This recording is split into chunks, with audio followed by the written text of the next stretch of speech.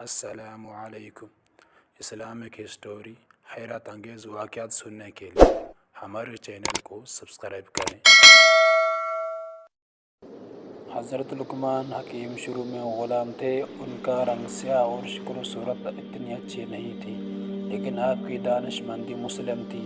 آپ کے آقا نے آپ کو بیچنے کے لیے پیش کیا تو ایک آدمی جو کاشتکاری کرتا تھا آپ کو خرید لیا اور اپنے گھر لے گیا۔ آپ سارا دن اس کی خدمت میں مصروف رہے، حتیٰ کہ رات آ گئی۔ جب آپ نے عشاء کی نماز ادا کی تو آپ کا آقا سو گیا، لہذا آپ ایک خالی کمرے میں تشریف لے گئے اور نماز ادا کرنے لگے۔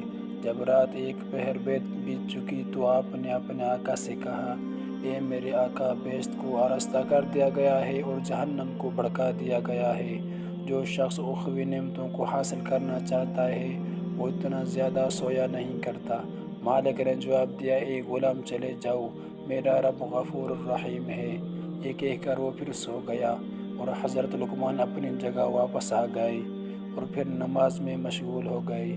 جب رات کا دوسرا پہر بھی گزر گیا تو آپ پھر اپنے آقا کے پاس آئے اور اس کو ہلا کر کہنے لگے: میرے آقا، جو وقت گزر گیا ہے تو وہ گزر گیا، اب بھی اٹھ جاؤ اور باقی وقت میں رب کی رحمت طلب کر لیں اور توشہ آخرت تیار کر لیں، کیونکہ تھوڑی ہی دیر بعد آپ کو آخرت کے سفر پر روانہ ہونا ہے۔ آپ کے مالک نے پھر جواب دیا کہ اے غلام، چلے جاؤ، مجھے سونے دو، میرا رب بڑا غفور ہے اور نہایت مہربان ہے۔ حضرت لقمان پھر اپنی جگہ واپس آ گئے اور نماز ادا کرنے لگے۔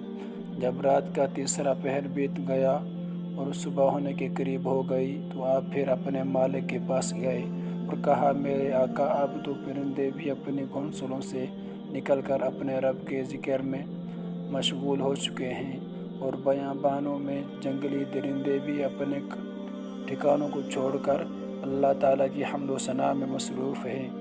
اگر آپ بھی رب کی بارگاہ سے کچھ مانگنا چاہتا ہے تو اس کے لیے یہ بہتر وقت ہے۔ مالک نے جواب دیا: اے غلام، مجھے کچھ دیر اور سو لینے دو، میرا رب بڑا غفور اور مہربان ہے۔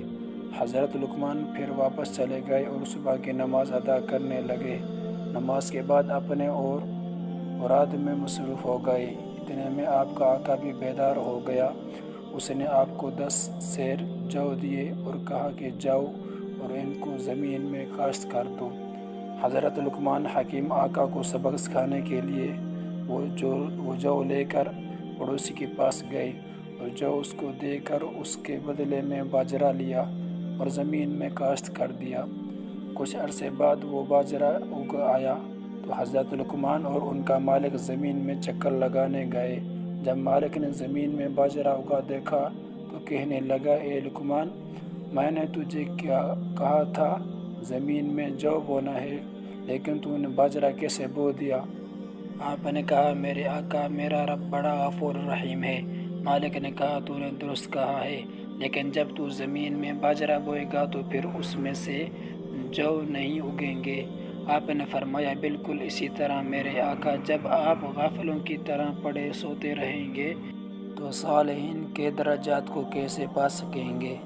اگر ہماری ویڈیو اچھی لگی ہو تو ویڈیو کو لائک کریں اور چینل کو سبسکرائب کریں۔